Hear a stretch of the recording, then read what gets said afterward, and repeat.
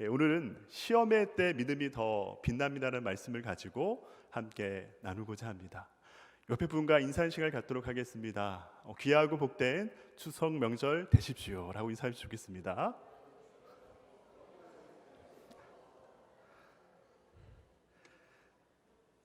야고보서를 이야기할 때 많은 학자들이 이런 얘기를 해요. 야고보서는요, 광야의 책이라는 얘기를 많이 합니다. 광야.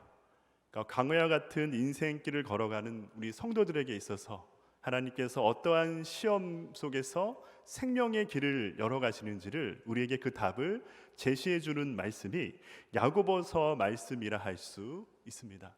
제가 오늘 말씀을 준비하면서 청년들이 좋아하는 찬양 중에 아마 우리 성도님들 아시는 곡일 것 같기도 한데, 광야를 지나며라는 찬양이 있습니다. 그 찬양 가사가 이런 얘기가 있어요. 세상 어디도 기댈 곳이 없게 하셨네. 광야에 서 있네. 주님만 내 도움이 되시고 주님만 내 빛이 되시는, 주님만 내 친구 되시는 광야. 주님 손 놓고는 단 하루도 살 수 없는 곳, 광야에 서 있네. 이런 찬양의 가사입니다. 야고보서가 기록되어 당시에 성도들의 삶이 그랬거든요. 광야와 같은 인생의 삶이었습니다. 그 모든 것들이 여러 가지 시험으로 성도들에게 다가왔습니다. 하지만 그 시험 속에서 하나님께서는요, 믿음의 연단을 주셨고, 그 믿음의 연단을 통해서 해같이 빛나는 믿음의 사람으로 빛나게 세워가셨던 분이 바로 하나님의 은혜이고 역사임을 우리 가운데 말씀해 주고 있습니다. 함께 생각해 볼 것들이 있습니다. 광야를 생각할 때 광야는 어떨까요? 씨를 심어도 열매가 나지 않는 곳, 혼돈과 무질서의 공간, 죽음의 공간이 광야라 할 수 있습니다. 하지만 하나님께서는 광야를 통해서 이스라엘 백성들을 연단하셨죠. 40년의 광야 생활을 통해서 하나님의 언약의 백성으로 삼아주시고 하나님의 백성으로 자라게 하시고 변화시켰던 그곳이 바로 광야라는 것을 우리 가운데 말씀해 주고 있다는 겁니다. 광야는 죽음의 땅, 생명이 없는 땅일 수 있지만 그곳에서 하나님께서는요, 새로운 나라를 만드시고 새로운 관계를 맺어가시고 새로운 생명의 빛을 내셨던 그곳이 바로 광야라는 것을 우리에게 말씀해 주고 있다는 겁니다. 야고보서의 그 서신이 써졌던 2000년 전에 성도들뿐만 아니라 지금 인생의 광야를 살아가는 우리 모두에게 있어서 이 야고보서 말씀은 동일한 우리의 메시지고 우리에게 삶에 적용될 하나님의 귀한 말씀이라 할 수 있습니다. 영적인 훈련을 할 수 있는 훈련 장과 같은 그 말씀이 야고보서 말씀이라 할 수 있다는 겁니다. 광야의 특징이 무엇일까요? 먼저는 결핍입니다. 결핍. 자기 힘으로는 아무것도 극복할 수 없는 한계 앞에 서 있는 것, 그것이 광야라고 할 수 있습니다. 이스라엘 백성들은요, 출애굽 이후에 그 결핍의 광야에서 40년간의 시간을 보냈습니다. 정말 아무것도 없는 그 상황 속에 하나님께서는 그들을 먹이시고 입히시고 세워 가셨습니다. 그 중에 한 말씀 저는 얘기합니다. 신명기 8장 2절 말씀 같이 한번 읽어보겠습니다. 내 하나님 여호와께서 이 40년 동안에 내가 광야길을 걷게 하신 것을 기억하라. 이는 너를 낮추시며 너를 시험하사 내 마음이 어떠하든지 그 명령을 지키는지 지키지 않는지 알려 하심이라. 하나님께서 이스라엘 백성들을 광야로 내모신 그 이유가 뭘까요? 너를 낮추고 너를 시험하사 네가 내 명령을 잘 지키는지 내가 지켜보겠다 말씀하셨다는 겁니다. 우리의 인생에 여러 가지 시험이 찾아옵니다. 내가 원치 않던 그 시험이 우리 가운데 찾아옵니다. 하지만 그걸 통해서 우리가 느낄 것은요, 왜 나만 겪는 고난인가, 이런 불평과 원망의 마음도 들겠지만 그 가운데 우리가 받아볼 것은요, 하나님께서 이 시험과 이 광야의 이 시간들을 통해서 우리를 더 겸비해 하시고 더 빚어가셔서 그 시험의 때 가운데 해같이 빛나는 믿음의 사람으로 우리를 연단하시기 위해서 그 광야의 시험이 우리 가운데 때로는 원치 않아도 일어나는 일이라는 사실을 우리에게 말씀해 주고 있다는 겁니다. 우리를 낮추고 자신의 한계를 경험하면서 우리는 무엇을 할까요? 그 시험 속에서 나는 할 수 없다, 오직 하나님의 능력과 은혜 아니고서는 내가 살아갈 수 없는 존재라는 것을 매 순간순간 느껴나가는 거죠. 그렇게 시험은 고난과 고통의 아픔을 넘어서 시험은 생명의 길이 되고 축복의 길이 되는 놀라운 은혜가 그 시험 속에서 우리에게 다가주시는 하나님의 은혜라 할 수 있다는 겁니다. 오늘 말씀의 2절 말씀 저희 같이 한번 읽어보겠습니다. 2절 말씀 같이 읽어보겠습니다. 2절입니다. 내 형제들아 너희가 여러 가지 시험을 당하거든 온전히 기쁘게 여기라. 형제들아라고 표현하고 있어요. 이것은 믿음의 동지들, 믿음의 성도들에게 이야기하는 1차 수신자가 있겠죠. 하지만 이 말씀의 형제들은 2000년 전에 야고보서를 읽었던 그 수신자뿐만 아니라 우리 모든 사람에게 있어서 나에게, 우리에게 동일하게 주시는 그 말씀이에요. 너희 성도들아, 자매들아, 형제들아, 여러 가지 시험을 당하거든 어떻게 하라는 거죠? 온전히 기쁘게 여기라라고 말씀하고 있다는 겁니다. 온전히 기쁘게 여기다는 표현이 뭘까요? 온전히 기뻐한다. 이것을 원어로 보니까 그거였어요. 어떤 표현이냐면요, 모든 기쁨입니다. 모든 기쁨. 시험을 당하거든 모든 기쁨으로 여겨라. 그러니까 어떤 것은 기쁨이 되지 않아요. 어떤 것은 기쁨이 되는 것 같아요. 이렇게 우리가 구별해서 나누는 그것이 아니라 그 모든 여러 가지 시험이 우리에게 모든 기쁨이 되는 것이라고 이야기하고 있습니다. 근데 이 말씀에 우리가 동의가 될까요? 우리가 만나는 그 시험이 그 모든 것이 우리에게 기쁨이 정말 될 수 있을까요? 야고보 이 기록의 이 이야기의 본질은 그겁니다. 우리가 감정 상태로 기뻐하는 그것이 기쁨입니다. 이런 기준이 아니에요. 감정 상태에 기뻐하는 그 기쁨이 기쁨이라는 표현을 하는 것이 아니라 우리가 있는 존재 자체가 상태가 하나님의 기쁨이 된다는 것이고, 세상적인 행복이 우리에게 기쁨만 되는 것이 아니라 그 세상적인 감정의 기쁨을 넘어서 그 모든 것이 온전한 나의 기쁨이 된다는 것을 말씀해 주고 있다는 겁니다. 다시 표현하면 이겁니다. 소망의 근거가 분명히 가진 사람, 하나님 앞에 소망의 근거를 분명히 가진 사람은 그 존재 자체가 온전한 기쁨을 누리는 그 삶을 살아가는 존재가 된다는 거예요. 그러니까 우리가 내가 원하는 그 일들 내 앞에 일어나서 기뻐하는 것이 아니라 그 환경을 뛰어넘는 내가 하나님의 자녀라는 그 존재 자체가, 하나님께서 나를 구원하신다는 그 의미 자체가, 그 목적 자체가 우리 가운데 진짜로 여겨지기 때문에 우리의 만나는 여러 가지 시험들이 모든 기쁨이 된다라고 야고보서시는 우리 가운데 말씀해 주고 있습니다. 한 가지 유명한 믿음의 사람을 설명하겠습니다. 저희가 예수로 나의 구주 삼기라는 찬양이 있죠. 유명한 찬양입니다. 이 찬양을 작사했던 그 여사님, 크로스비 여사님이 있죠. 이분은 태어나자마자 6주 만에 시력을 잃어버렸어요. 앞을 보지 못하는 상태가 되었다는 겁니다. 누가 얘기해도 이 인생은요 정말 비참하고 고통과 시험을 당하는 인생이었어요. 하지만 크로스비 여사는 이 찬양에서 이런 고백을 하죠. 주 안의 기쁨 누림으로 마음의 풍랑이 잔잔하니 세상과 나는 간 곳 없고 무엇이 보인다는 거죠? 구속한 주만 보이도다. 이게 바로 온전한 기쁨, 모든 기쁨의 모습이라 할 수 있어요. 눈이 보이지 않습니다. 세상과 풍랑과 바람이 환경 가운데 일어나고 있습니다. 하지만 그 모든 환경과 내 육체의 고통과 아픔이 문제가 되지 않는 것은 세상과 나는 간 곳이 없고 누구만 보인다는 거죠? 구속한 주만 보인다는 겁니다. 이게 바로 여러 가지 시험을 당하는 존재 앞에 주실 온전한 기쁨이고 모든 기쁨이라 할 수 있습니다. 테릭 티볼리라는 분이 있어요. 이분이 이런 얘기를 했습니다. 온전한 기쁨, 이것은요 모든 상황에서 변치 않는 만족 혹은 하나님께서 대한 깊고 꾸준하며 혼합되지 않는 감사의 신뢰라는 자연 발생적이지 않는 반응. 그러니까 우리가 좋아해서 기뻐하는 것이 아니라 환경을 뛰어넘는 변하지 않는 하나님께 주실 흔들리지 않는 그 기쁨, 그것이 바로 여러 가지 시험 가운데 우리가 주신 하나님의 기쁨이고 은혜라는 것을 우리 가운데 말씀해 주고 있다는 겁니다. 왜 그럴 수 있을까요? 왜냐하면 성도는요 모든 시험 가운데, 모든 고통 가운데 나 자신을 바라보는 것이 아니라 바로 여호와 하나님의 은혜를 바라보고 섭리를 바라보는 그 삶으로 더 나아간다는 거예요.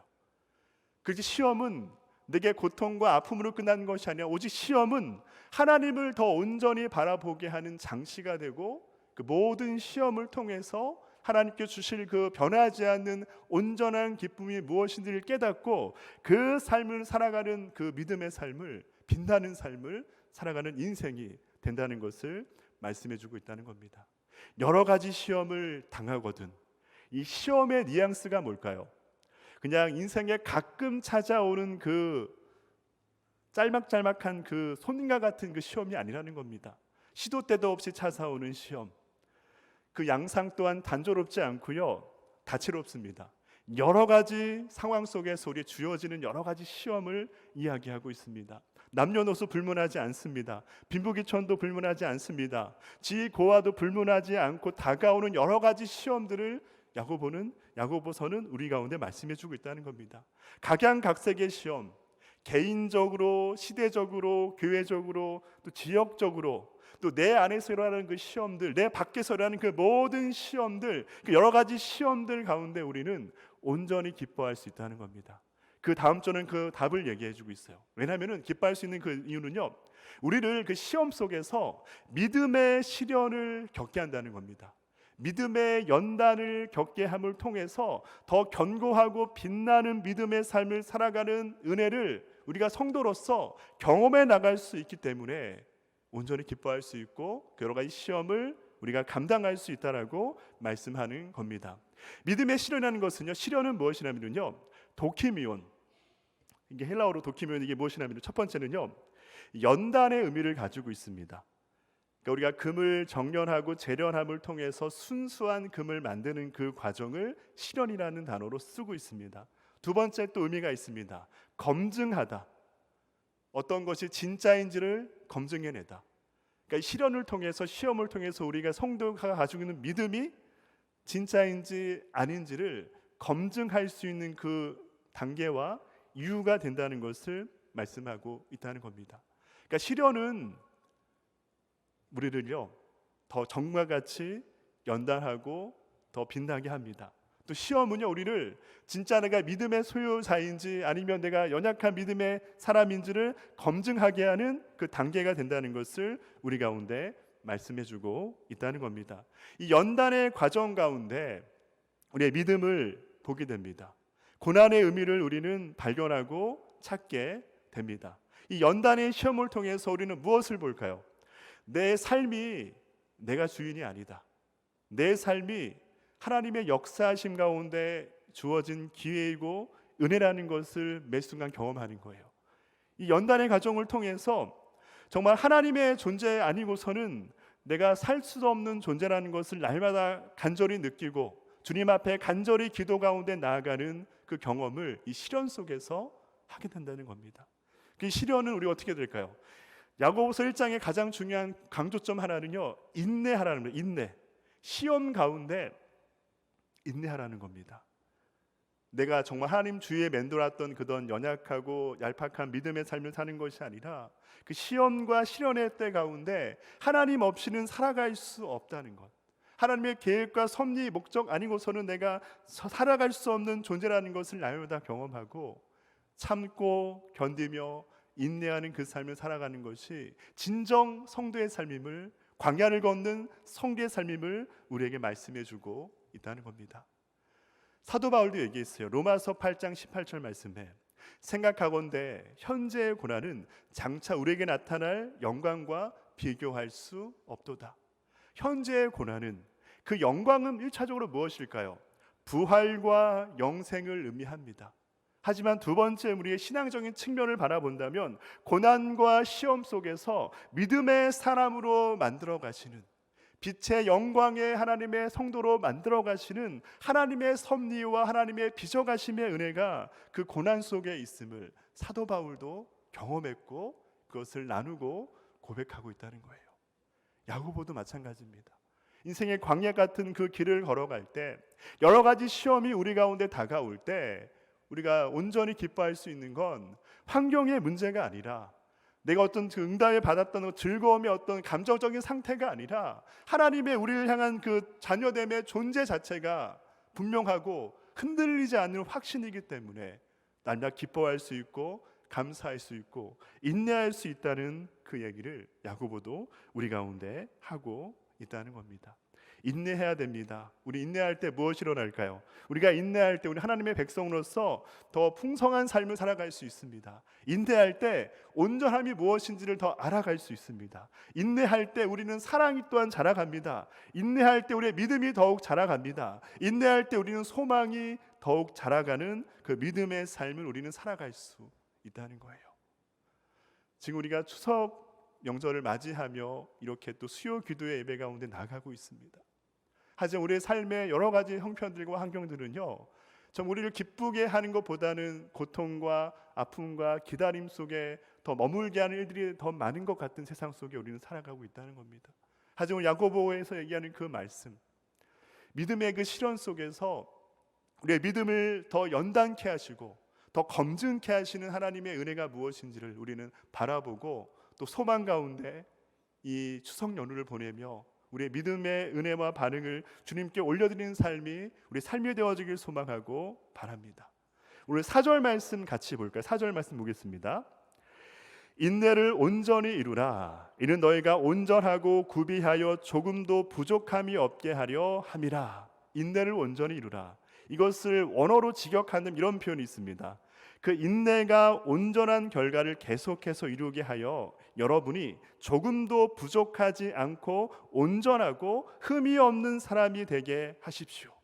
그러니까 믿음의 실현 속에서 우리가 성도로서 인내를 계속해서 해 나갈 때 조금도 부족함이 없고 온전해지며 흠이 없는 하나님의 믿음의 사람으로 더 빚어지고 만들어가고 빛나게 될 것임을 우리 가운데 말씀해주고 있다는 겁니다.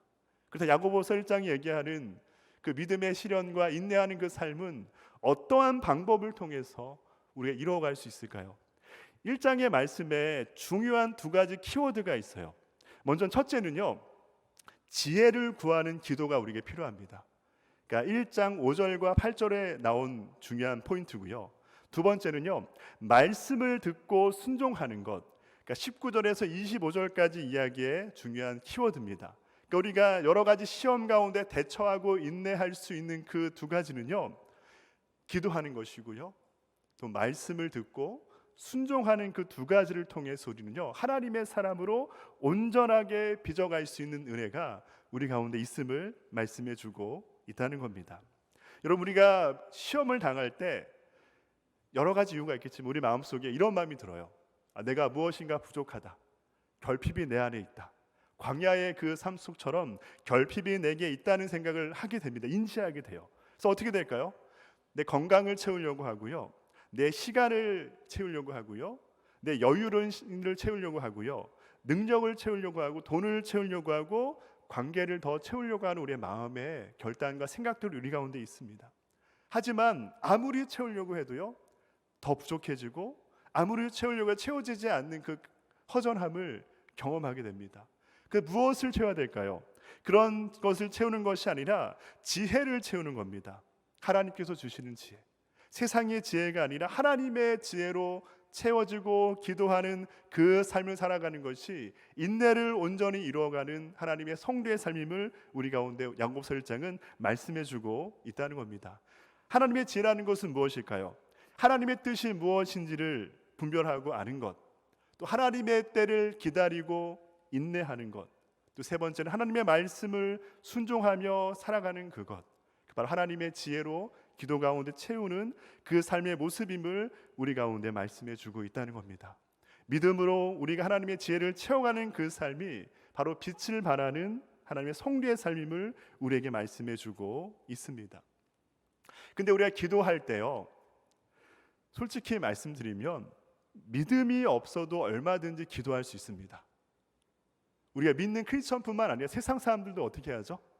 수능이 다가오면, 사업에 큰 전환점이 다가오면, 건강에 문제가 다가오면, 관계 어려움이 다가오면 누군가를 위해서 무엇을 놓고 기도하게 됩니다.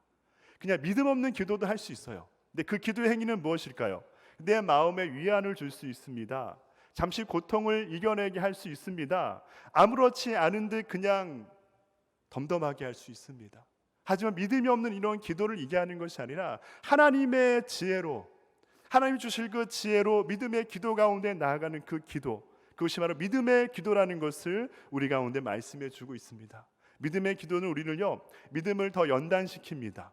우리의 믿음을 더 빛나게 합니다. 믿음의 기도를 통해서 현재 직면 우리의 문제들을 속에 우리가 넘어지고 함몰되고 매몰되는 것이 아니라 그 현실을 넘는 하나님의 소망과 빛의 생명의 은혜가 무엇인지를 더 분명하게 알게 하는 그 기도, 이게 바로 믿음의 기도이고 하나님의 지혜를 구하는 기도의 말씀임을 야고보 1장은 우리 가운데 말씀해주고 있다는 겁니다.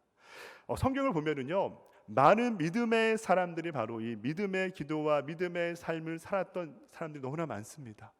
그 자기에 닥쳐 있는 여러 가지 시험 가운데 넘어지지 않고 좌절하지 않고 하나님의 온전한 뜻을 구하고 기쁨과 온전한 기쁨 가운데 나아갈 뿐만 아니라 인내함을 통해서 하나님의 지혜와 흠이 없는 온전한 그 은혜를 누렸던 사람들이 너무나 많습니다. 몇 인물을 소개해 보겠습니다. 아브라함을 한번 볼까요? 아브라함이요, 모리아 산에서 자기의 독자 이삭을 하나님께 바쳤던 아브라함의 믿음을 한번 보고 싶습니다. 정말 자기가 25년간의 시간의 인내 속에서 100세의 나이 얻었던 그 아들을 하나님 어떻게 말씀하셨죠? 내게 제물로 바치라고 말씀하셨죠. 근데 아브라함은 그 시련을 믿음으로 반응했고요, 그 시련을 믿음으로 연결했습니다. 기도 가운데 그 아들까지 내어주었습니다. 하나님께서 이런 얘기 하시죠.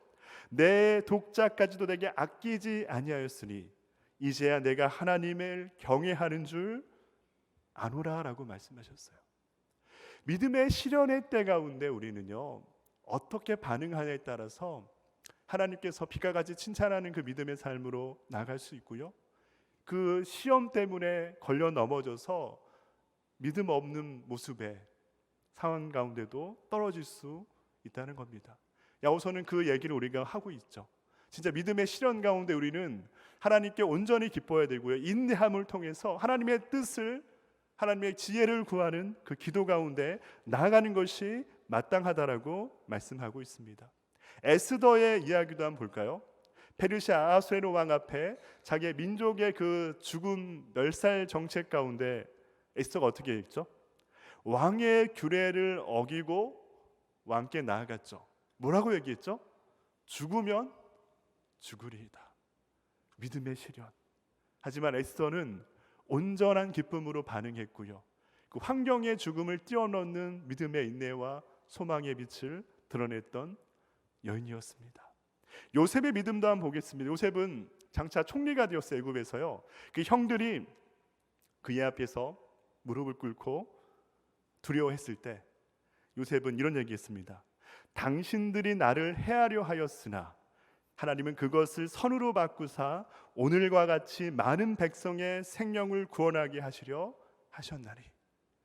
요셉은 정말 믿음의 시련 속에 살았던 인물이었잖아요. 우리가 너무나 잘 아듯이. 하지만 요셉은 그 믿음의 시련 속에서 온전히 인내하고 하나님의 뜻을 구하고 지혜를 구하는 그 믿음의 삶을 살아가면서 하나님의 사람으로 빚어져 갔고 빛나는 삶의 모습으로 나아갔고요, 그 삶을 통해 하나님께서 많은 이들의 생명을 구원하는 놀라운 그 은혜를 베풀어 주셨습니다. 우리 성도 개개인의 믿음은 또 어떠할까요? 믿음 장이라고 하는 히브리서 11장 6절 말씀에 같이 읽어보겠습니다. 믿음이 없이는 하나님을 기쁘시게 하지 못하나니 하나님께 나아가는 자는 반드시 그가 계신 것과 또한 그가 자기를 찾는 자들에게 상 주시는 이심을 믿어야 할지니라. 아멘. 믿음이 없이는 하나님을 기쁘시게 할 수 없다라고 히브리서 11장 6절 말씀 우리에게 말씀해 주고 있어요. 내가 반응하는 그 믿음, 정말 나는 어떤 믿음을 가지고 이 자리 가운데 기도하기 위해 나왔습니까? 세상 사람들, 믿지 않는 자들도요, 믿음 없이 기도할 수 있어요. 우리의 기도가 그런 기도가 되지 않길 소망합니다. 하나님의 지혜를 구하는, 또 말씀에 순종하고자 하는 그 마음, 정말 믿음의 시련 가운데 하나님의 뜻을 구하고자 하는 그 마음, 온전히 모든 것에 기뻐하고자 하는 그 마음을 가지고 기도 가운데 나아가는 우리 성도님들 모두가 되어지길 소망하고 바랍니다.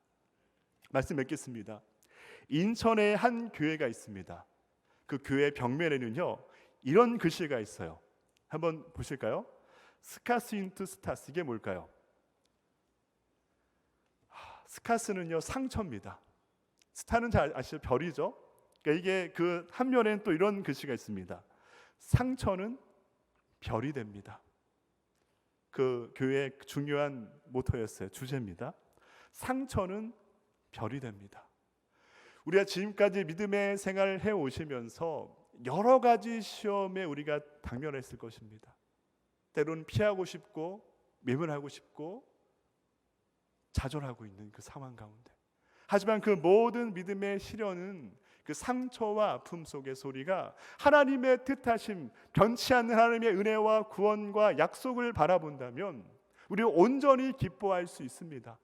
그 상처와 시련을 통해서 하나님의 별과 같은 은혜를 경험하는 그 삶 가운데 우리는 나아갈 수 있습니다. 바로 그러한 믿음의 시련, 인내, 소망이 우리 가운데 가득 넘치길 소망하고 바랍니다. 하나님께 소망을 둔 자는 모든 상황 속에서 온전히 기뻐할 수 있습니다. 믿음의 시련은 우리를 연단함을 통해서 정과 같이 빛나게 하고요, 우리의 믿음을 검증하는 그 이유가 될 것입니다. 오늘도 바로 그 믿음을 가지고 하나님께 기도로 나아가시는 성도님들 모두가 되어주길 소망하고 바랍니다. 제가 기도하겠습니다. 사랑과 은혜가 충만하신 하나님 아버지, 우리가 정말 믿음으로 시련을 견디며 인내하며 기도하는 삶을 살아봤는지 한번 돌아보게 하여 주시옵소서. 야고보 서신이 말씀하는 그 믿음의 시련, 그 인내가 무엇인지를, 온전히 기뻐하는 그 모든 기쁨의 의미가 무엇인지를 우리가 깨달으며 이 시간 믿음을 다해서 하나님의 뜻을 구하며 기도 가운데 나아가는 우리 온 성도들 되게 하여 주시옵소서. 환경은 변화되지 않지만 여전히 여러 가지 시험이 우리 앞에 당면에 있지만 그것 속에서 우리가 좌절하고 낭망하고 무너지는 것이 아니라 하나님께서 우리를 구원하시고 영원한 생명을 줬다는 그 믿음을 가지고 오늘도 기뻐하며 온전히 기뻐하며 하나님께 기도하며 찬송 가운데 나아가는 이 기도회가 되게 하여 주시옵소서. 영광 가운데 우리의 아픔과 상처와 시험이 별이 되게 해 주시옵시고 하나님의 영광의 빛이 될 수 있는 그것을 바라보며 나아가는 이 기도의 자리가 되게 하여 주시옵소서. 예수님의 이름으로 기도드립니다. 아멘.